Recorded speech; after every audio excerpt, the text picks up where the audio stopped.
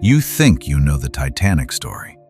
The iceberg, the lifeboats, the music playing as the ship went down. Leonardo DiCaprio at the bow with his arms spread wide. But here's the thing. Almost everything you learned about Titanic came from a movie. And movies lie. They simplify. They cut the parts that don't fit neatly into 2 hours and 40 minutes. The real Titanic story is stranger, darker, and far more disturbing than any Hollywood version. And in 2025, for the first time in over a century, we got the closest look anyone has ever taken at the wreck. A full digital reconstruction, down to the last rivet, assembled from 715,000 photographs taken 12,500 feet below the surface of the Atlantic Ocean. What that scan revealed rewrote parts of the story we thought we already knew. Today, we're going through 10 things about the Titanic that almost never make it into the documentaries. Small details, strange choices, and quiet human moments that tell you more about that night than any iceberg ever could.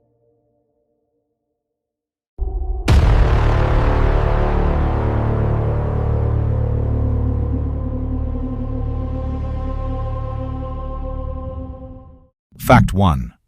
The fourth funnel was a lie. Titanic had 4 funnels rising from its deck. It looked like the most powerful ship ever built, which was exactly the point, because one of those funnels did almost nothing. The first 3 funnels carried exhaust from the boilers. The fourth, it was primarily decorative. It helped with ventilation in lower decks, yes, but its main function was to make the ship look bigger, stronger, and more impressive than its competitors. Why does this matter? Because in 1912, passengers literally chose their ships based on how many funnels they had. More funnels meant more power, more safety, more prestige. The White Star Line knew this, and they built an optical illusion into the hull of their flagship vessel. The most famous ship in history was partly sold on a lie, and nobody aboard had any idea. Fact 2. Titanic almost never made it out of Southampton. Most people know about the iceberg.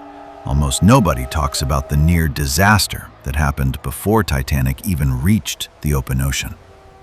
As the ship pulled away from the dock on April 10, 1912, its sheer mass displaced an enormous wall of water. That displaced water acted like an invisible hand, and it grabbed the smaller passenger ship SS New York, snapping its mooring lines like thread, and began pulling it directly toward Titanic's hull. For a few seconds, collision was almost certain. Quick work by tugboat crews and Titanic's own engines managed to push the ships apart, but only just. The near miss caused a delay of over an hour. Think about what that means.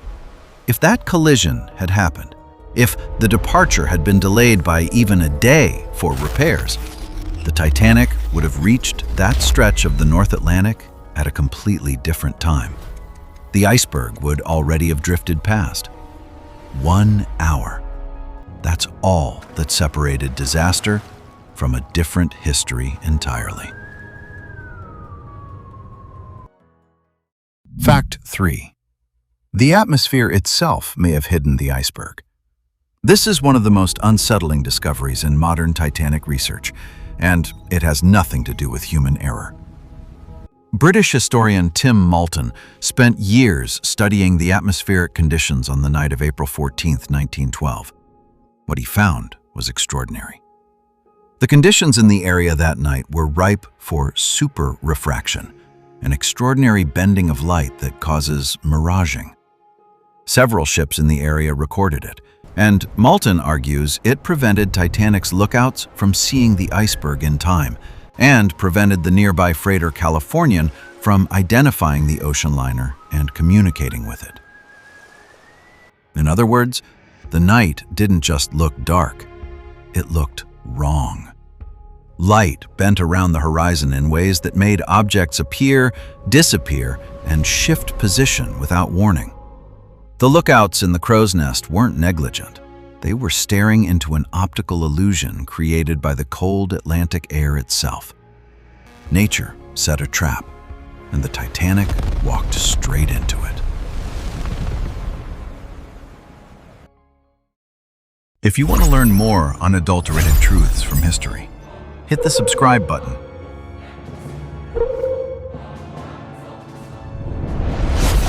And the bell.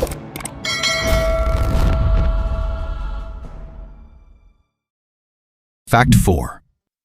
The radio room was drowning in messages, and ice warnings got lost in the noise. It's tempting to imagine a calm, attentive radio operator sitting quietly, waiting for important transmissions. The reality was chaos. The wireless operators on Titanic were handling a backlog of personal passenger telegrams, paid messages from wealthy first-class passengers who expected their social correspondence to be treated as priority. The system wasn't built for broadcasting. Range changed with weather and time of day. Messages arrived in bursts and competed for attention. Several ice warnings did come through. Some were noted. At least one was stuffed into an operator's pocket and forgotten in the rush of commercial traffic. The technology existed to save the ship. The system that ran it prioritized the wrong things. And when you're moving at 22 knots through an ice field in the dark, the difference between a warning received and a warning acted upon is measured in minutes. Fact 5. The third-class passengers weren't locked in, but the ship was designed to trap them anyway. One of the most persistent myths about Titanic is that third-class passengers were deliberately locked below decks to die while the wealthy escaped. The truth is more complicated, and in some ways, more disturbing. Gates and barriers did exist between classes, but they were primarily there to satisfy U.S. immigration rules, a health and crowd control measure, not a deliberate death sentence. The real problem was geometry. Third-class areas were a maze. Corridors bent back on themselves. Signs were written in English in a section of the ship where many passengers spoke Polish, Italian, Finnish, or Arabic. Instructions from crew, when they came at all, arrived late and were often contradictory.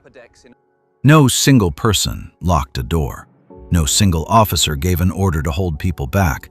The design itself, built for a world where class separation was assumed and invisible, did the killing quietly, without anyone having to give the command. Fact 6. 5 postal workers died trying to save the mail. Titanic wasn't just a passenger liner.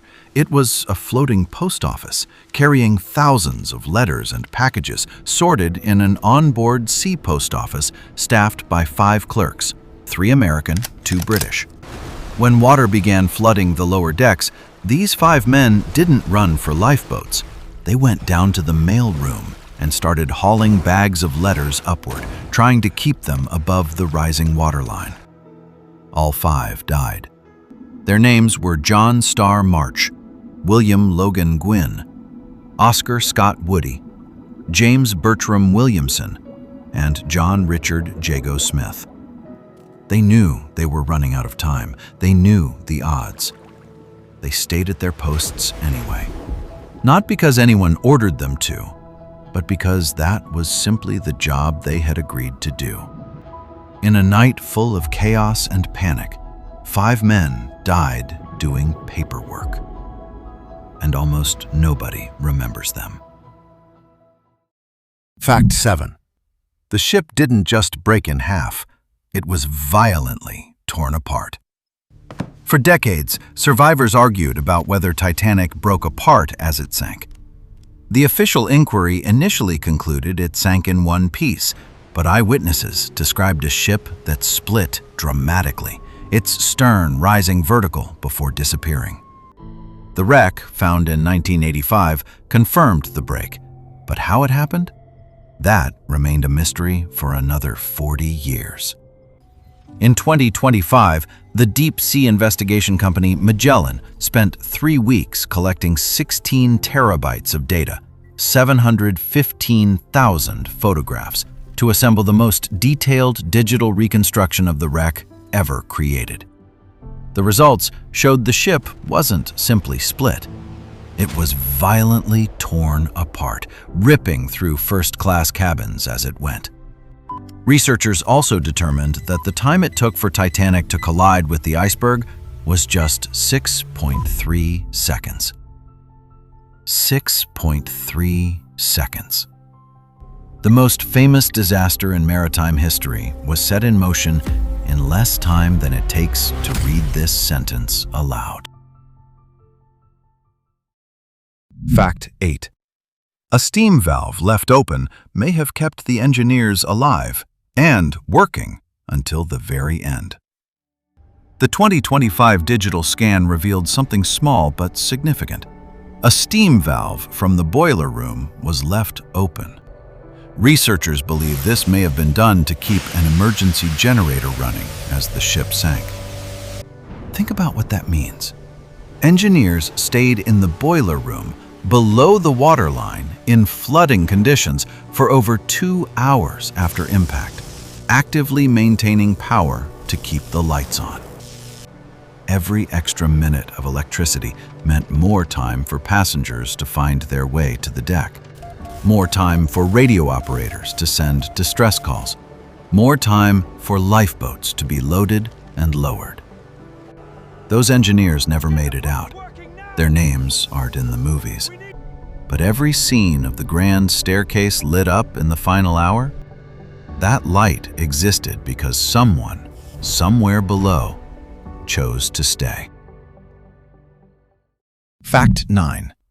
The discovery of the wreck was a cover story for a top-secret military mission. When oceanographer Robert Ballard set sail in 1985 with the stated mission of finding the Titanic, the world celebrated. What the world didn't know for decades was that finding the Titanic was never the primary objective. Ballard later revealed the search was cover for a top-secret naval intelligence operation. The real goal was to locate and survey the wrecks of 2 lost U.S. nuclear submarines, USS Scorpion and USS Thresher, without alerting Soviet surveillance. The Navy funded the mission. Ballard agreed. Only after completing the classified work did he pivot to the Titanic search, with the time he had left. He found it in the final days of the expedition. The most famous underwater discovery in history was officially a side project. Fact 10. The Titanic is being eaten alive, and within decades, it will be gone forever. Scientists have identified a bacteria called Halomonas Titanicae that creates icicle-like rust formations, consuming the ship's iron structure. The ongoing deterioration is not a matter of if, but when. The bow, the most recognizable section of the wreck, the section that appears in every photograph, is already changing. During a 2024 expedition, a portion of the forward railing had already fallen, forever changing that iconic view. The Titanic that exists today is not the Titanic that Ballard found in 1985.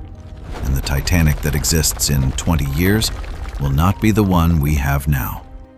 Which is why the 2025 digital reconstruction matters so much. The detailed digital twin will allow researchers to continue examining the wreck indefinitely, even as the physical structure continues to deteriorate. The ship is sinking for the second time, just more slowly.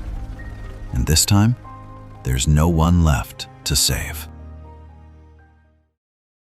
More than a century after it sank, the Titanic keeps giving us new things to think about. Not because the iceberg was surprising, not because the rich survived and the poor didn't, we already knew that part, but because of the small things. The decorative funnel, the near miss in the harbor, The 5 men dragging mail bags through rising water. The engineers who stayed below so the lights would stay on above. History doesn't happen in the big dramatic moments we remember. It happens in the 6 seconds before impact. In the pocket where someone put an ice warning and forgot about it. In the corridor with no signs where someone spoke no English and lost their way in the dark. The Titanic isn't a story about a ship hitting an iceberg. It's a story about every small decision, every design assumption, every moment of misplaced confidence that made the disaster possible, long before anyone ever saw the ice.